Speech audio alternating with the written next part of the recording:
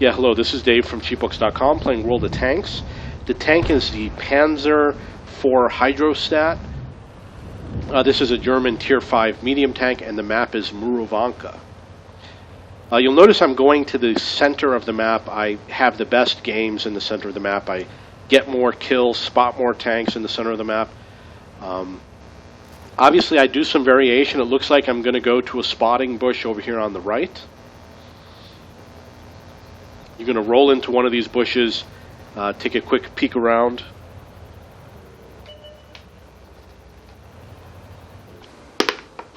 Ready to fire.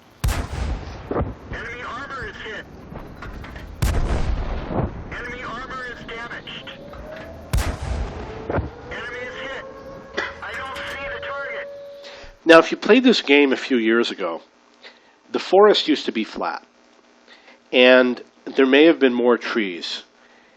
Yeah, there were definitely more trees, but it was flat and it was awesome. I loved playing in the forest.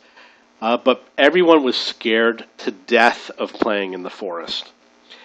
So what they did was they added all these hills. I think it ruined the game. I don't even bother playing in the forest anymore because the challenge is just gone. Now it's just a brawling match.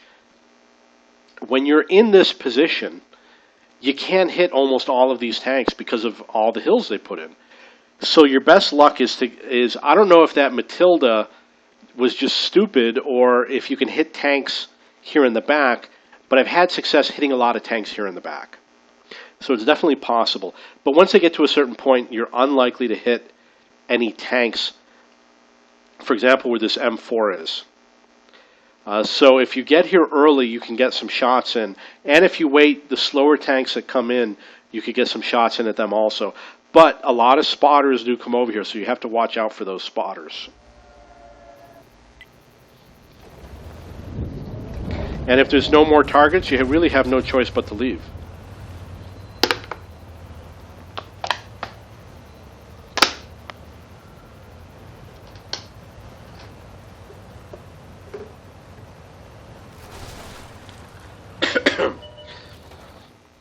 Okay, now, for whatever reason, usually I don't come out this far, but obviously I do in many games. Usually what I do is I head towards the cap, because the enemy starts going to the cap, and you can shoot between the hills and get shots on them at the side. Let's see if I have... No, I don't have any mission.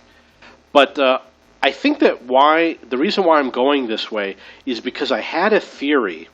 You can see that that's the spawn.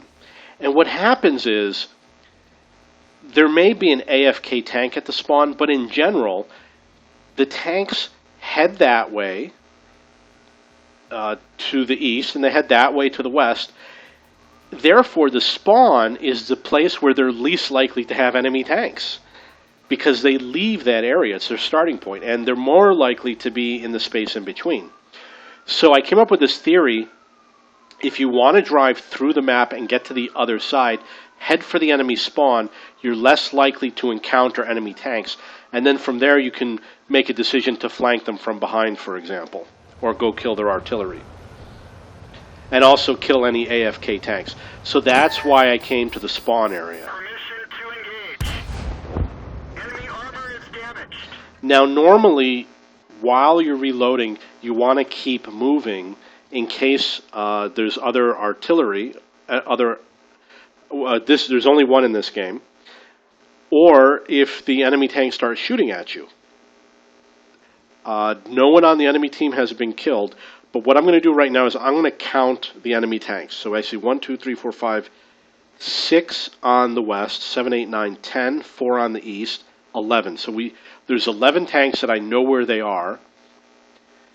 The only one that's a threat is that artillery, and that means that there's 4 more tanks somewhere in the game that that could be a possible threat, which I have to watch out for. Penetration. Now these LEFH 18B2 artilleries, I don't own one, unfortunately. It's a premium tank, and I did not purchase one. I've heard that they're very good tanks, so be cautious against these artilleries. Other artilleries should be easier. Where'd they go? And obviously, if you want to aim perfectly, you have to remain as motionless as possible. Now you want to look for cover because the enemy knows where you are. Right now you're a green dot on the map. You can see that the Covenanter is a threat. If he were up on that hill, which is actually, you know, he's over here. His gun's not pointed at me. There's a hill right over here, and if he were up on that hill, he'd have a clear shot on me almost anywhere that I go. It looks like someone is shooting at me. Enemy armor is damaged. Now, it would have been better if I had gotten in this bush or behind the bush when I fired at the Covenanter. Enemy armor is hit. Critical engine damage. We're stuck here. I don't see it. Okay, so I was hit by a Martyr 3, which is obviously in that direction somewhere. Penetration. Ready to fire. Or a Martyr 2. Armor is destroyed. So you want to zigzag. Keep changing direction. You'll notice that I change occasionally. And that's to avoid shots coming from behind me. Hope that he misses. Target acquired. You'll notice that I also turned my tank while it was reloading. I didn't turn it all the way because I want to fire the gun. And I have a rule that the gun is the priority, so I make the gun the priority. Firing at the enemy is my priority. I turned the tank once while it was reloading, and then I stop and let it reload a little bit more and let it aim in, and then I'll probably turn the tank again. Enemy is hit. You can see that after I hit him, I'm reloading, so I'm halfway reloaded, and while I'm reloading, I'm turning my tank again, and I'm going to have to, and then I'm going to use half the time to turn the tank to get a better angle, and I'm going to use the remaining time to aim. Critical hit. And you'll notice that I'm moving backwards, and that's a technique you use to avoid SPGs. I believe the KV-1S is also shooting at, oh, no, wait, no, he's not. But the reason why you move back is to avoid fire. So whether it's an SPG or it could be the Chiha, if the Chiha shoots at me and I happen to move back, I could avoid his shot. So while it's reloading, you take that time to angle your armor to reposition.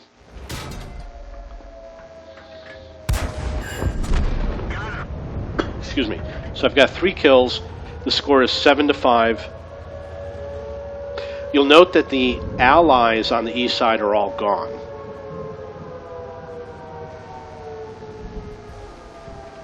Ready to fire. And there's 2 tanks where we don't know where they are. Got him. Okay, so that's 4 kills.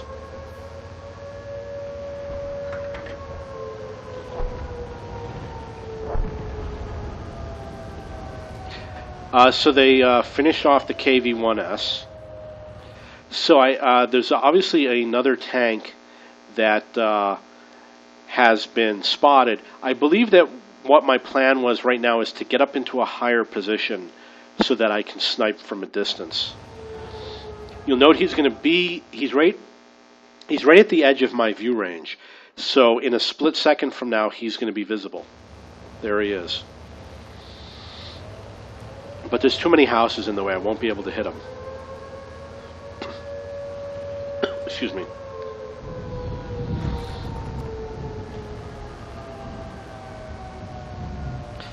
Now you see that there's a Matilda 4 and an M4 on the east side.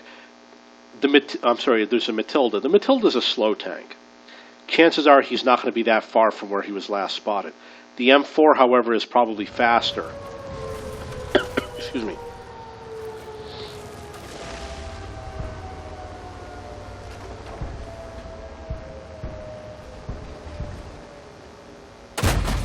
It looks like all the remaining enemy tanks are now in the south.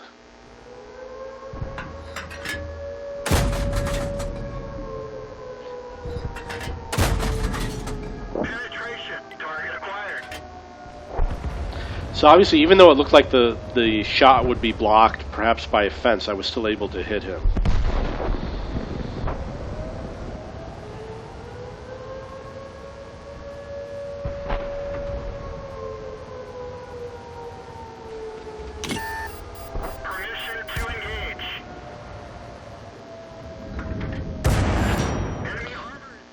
you'll notice that after I shot him, I turned my tank to improve my angle. You want the gun basically in this position. And I don't know the perfect angle. I've tried various angles. I've tried going over the corner. I don't think that going over the corner of the gun is a good angle. It has to do with where the turret is centered on the tank. So if your turret's in the front, you do a different gun angle. And if the turret's in the back, you're going to do a different angle. So what I've been doing lately is I've been going over the inside corner of the track. And let's see if we can, I guess it won't zoom out. So that, to me, is the best angle, and while the gun is reloading, I adjust the angle of my tank. And you'll notice that as the martyr moved, that means that the angle of my tank was no longer the way I wanted it to be. I do have 5 kills now.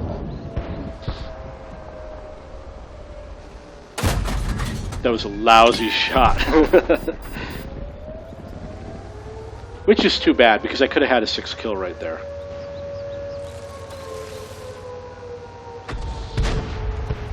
You'll notice that there's a BT7 on the cap. He's a tier 3 and a tier 5 battle. I highly recommend, if you are a low tier tank, such as the BT7, and you're in a high tier battle, try to plan to sit on the cap. Shooting at tanks is going to be difficult. A tier 3 is going to have trouble against the M4 tier 5. He really has little choice. So for him to cap is a very good idea, which means that if it's open, you sit on the cap, and if there are enemy tanks in the area, you hide somewhere near the cap.